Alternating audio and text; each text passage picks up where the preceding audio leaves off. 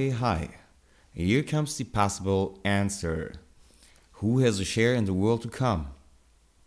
It's not so easy to find out who has and who has not. It's not so easy because we can't be the judges of everyone. It's a very hard mission to be a judge, and better not to be. Better to judge the people to the positive side always. Search for the good in them. Now let's talk about Olam Haba a little bit, and maybe we find out together who has possibly a chance to have a share in the world to come. Let me share a story with you all. The Chafetz Chaim noted that our Gemara in Tanis 31a says that in the future Hashem will celebrate with the tzaddikim by having them dance in a circle with His presence in the middle of this circle. He explained that this indicates that although different tzaddikim have different approaches in the service of Hashem, as long as they are directed towards the honor of Hashem, they are all deserving of reward. But this talks only about tzaddikim. What is with the normal person? Does only a good Jew, or an Orthodox Jew, Haredi Jewish person has a share in the world to come? During one of his visits to his doctor, the Chafetz Chaim was asked by the doctor how he, being a simple person, would merit the world to come. The Chafetz Chaim answered that the Torah relates that Adam and Chava were initially placed into Gan Eden, where the tree of life was exactly in the middle. And the tree of life in the midst of the garden, and the tree of knowledge of good and bad.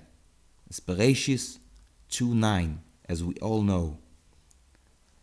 And the Targum Onkelos highlights that the tree of life was situated in the middle of the garden. What difference does it make whether the tree of life is in the middle or at the edge? We have to think about it. What represents in our life Gan Eden? What is the tree of life? We know from our scriptures that the tree of life is Torah, and we know from Devarim that the tree of life is not only the Torah, it's your life, because the Torah is your life. And we begged Hashem, please, give us a sample copy of Olam Haba. And Hashem said, of course, I give you. It's Shabbos. Shabbos? That means that Shabbos is in the middle of everything. That resembles Kodesh HaKodashim. And as we say in Shir HaShirim, in the beginning, it's Shir HaShirim Asher Shlomo, to whom peace belongs. Who is peace? It's Shlomo? Of course not. Shlomo means to whom peace belongs. That's Hashem. That's the place of Menucha. And Menucha is the place of Shabbos. And that's the place upon the Kodesh HaKodashim is the couch of Shlomo. What else could be there than Menucha? That's the place where everything is there. That's the reason why the food is there, is double. Because of that, we can create before Shabbos 2 special food preparations for our table. So we have 2 meals on our table. We remember now how Hashem treated us when we had been in Bamidbar, and He gave us the man. And that's the same story. That's why our table is in reality like the Beis HaMikdash. Our table is the table of God. It's the temple of God. where we sit down. Because of that, it should be white. How can we define that's the middle point? If we look to a dice, we take a dice, and now we look at it and count how many directions, how many sides has a dice. It has, of course, 6. The resemblance of the 6 days of creation. And this 6 days, in this 6 days, the 3 fundaments of the world were created. Torah, Tefillah, and Gemilut Chasadim. Now take 3 needles and try to stick those 3 needles into the dice from side to side, and you will find more than 3 you don't need. And all those needles, they will cross just one time in the middle. And this is the place of Hashem. That's the place of Menucha, where no movement was.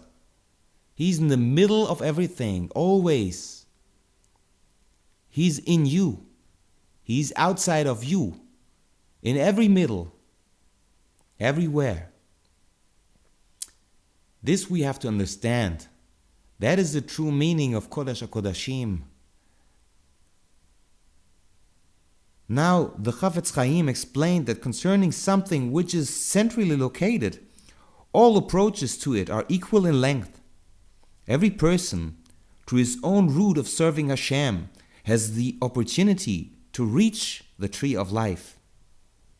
It goes much better if you use also the tree of life. The Chafetz Chaim then illustrated his point with another example of this, specifically in terms of a doctor. The Gemara in Ta'anis 22b tells the story of Abba Umana, a doctor who received greetings from the Heavenly Academy every day. In his practice, he was very, very careful concerning the needs of each patient.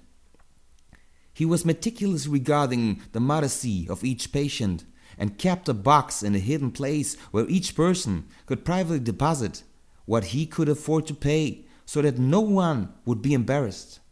When it came to Torah scholars, who were often very poor, not only did he take no fee, but even gave them money to help in their support. Think about it in 5776. What is today? Even from people, they say how bad it is that a Talmid Chacham makes no money. But he serves you. He rescues your life. He learns Torah because Torah is your life. And who keeps Torah in this world? Is it you? And if it's you, it's good. And if somebody rebukes you for not being perfect, that's too much. But if somebody rebukes you for a simple thing, don't say, please, that's not your business. Take it with love, because any rebuke is a good thing. It does not mean that we have to rebuke everybody. You don't have to rebuke anybody. Don't rebuke the scorners, the Talmud says. But like Rabbi Akiva, he took it with love and he showered love upon those who rebuked him.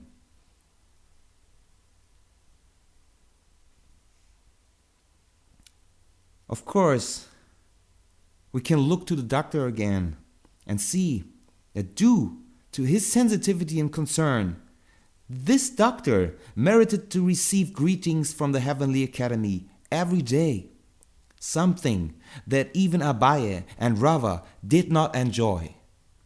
This we have to understand, this we have to keep in mind. I wish you all Olam Haba.